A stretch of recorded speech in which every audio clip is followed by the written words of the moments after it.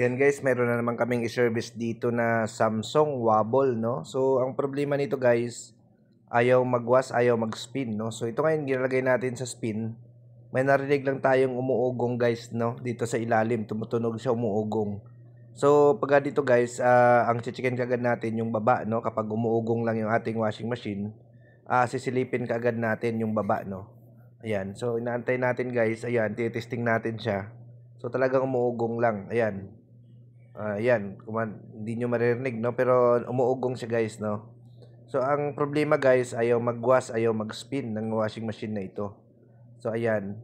So, ititestingin natin. So, ang gagawin namin dito guys, titingnan natin yung ilalim nito. Papahigain natin, no? So, yung first natin na i-check dito guys, yung belt, no? Then, yung capacitor or yung motor, no? Titingnan natin. So, ayan guys, pinahiga natin. No? So, ang gagawin natin guys, alisin natin yung belt para malaman natin kung saan yung problema, no? Kasi umuugong lang guys, no? So, alisin natin yung pinaka-belt nito, no? Para, ayan, para malaman natin. Yan, inikot natin yung motor guys. Ayan, matigas, no? So, ibig sabihin guys, ang motor ang may problema, no? Kasi matigas yung motor. Kapag inikot natin, napakatigas, no? So, ang gagawin namin guys, tanggalin namin tong motor para ma-check natin. So, ayan. So, tinatanggal na ni Marvin yung dalawang screw, no? Left and right ng motor para maalis natin, no? Ayan. So, ito guys, pati yung socket, tanggalin na rin natin, no? Para ma-check natin ng maayos yung motor. Ayan. So, ito po guys ay Samsung Wobble, no? So, nandito kami ngayon sa P1C San Lorenzo. Ayan. So, ito guys, tinatanggal na po yung motor. Ayan, para ma-check natin. So, nakakita namin dito guys, matigas, no? Ayan, matigas, ikotin yung motor. Ayan, napakatigas guys. No? Ayan. Ayan. Matigas, no? So, maring nag-stuck na yung shafting nito guys, no? Ayan, so ang gawin namin dito guys, buksan natin para makita natin ito, no? Kung ano ang naging problema ng motor na ito guys.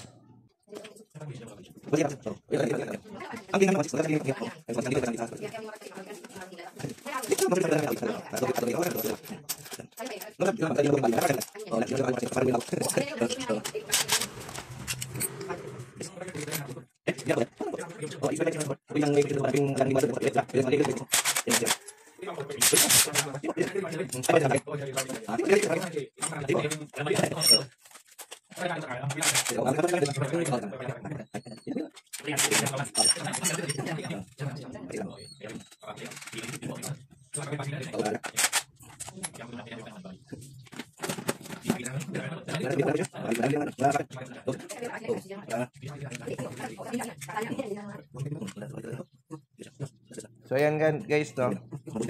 Ayan.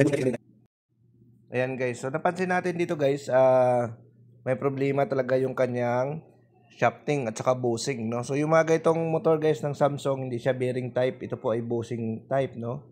So medyo pwede naman siya palitan kaso mahirapan tayo guys maghanap. Ayan guys, oh. Mahirapan tayo maghanap ng bushing nito na kasukat, no? Dahil bihira naman yung nagbibenta nitong bushing, no? So nag-decide na lang kami guys na palitan na lang ito ng second hand, no? May dalang tayong dalang second hand dito at pumayag naman po yung customer natin na palitan na lang ng second hand para mas mabilis, no? Kaysa repairin natin to, no? Palitan natin ng bushing, hanapan natin ng bushing at later on masisira lang din, no? So ayan guys, no? So ito guys, ikakabit natin yung second hand na motor na dala natin, no? So ayan. So kakabit natin to guys. Ayan. So ayusin lang natin yung mounting, no?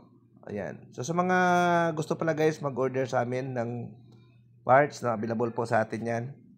Mga parts ng washing machine guys, no? So message lang po kayo kung gusto niyo ng umorder ng parts o may kailangan kayo. So may mga parts po tayo, all brand guys, no? Message lang po kayo sa amin.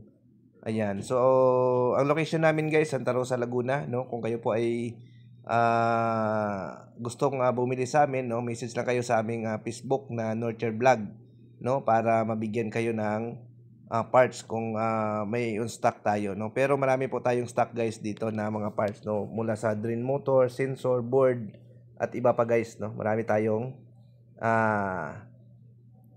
parts dito, no? So ayan guys, naayos lang ng kasama natin yung mounting, no? Nitong motor, no? Para maayos niya, may lagay natin kasi maganda pag naka-align po yung motor guys, no? So ayan. So ayan guys, no, na-fix na natin guys, no. Ayan, testing na po natin guys, no. Ayan, nasa number 9 na guys. So tingnan natin guys, no, kung iikot na siya, no. Ayan. Nasa number 6, no. Ayan. Tingnan natin umikot guys. Ayan, umikot na guys, no. So yun po ang problema guys, no. Kapag umugong ang inyong mga washing machine, ang gawin nyo po guys, tanggalin nyo yung belt, no. Ikotin nyo yung gearbox, ikotin nyo din yung motor, no, kung alin doon yung matigas, no, kasi kapag umuugong yan, kapag malambot yung motor, malambot yung gearbox, ibig sabihin kapasitor yung problema, no, ng inyong mga washing machine. Ayan, so wag niyo pong kalimutan guys, i-follow or i-subscribe ang ating Facebook or YouTube channel, no, at marami pa tayong mga videos na ilalabas. Thank you.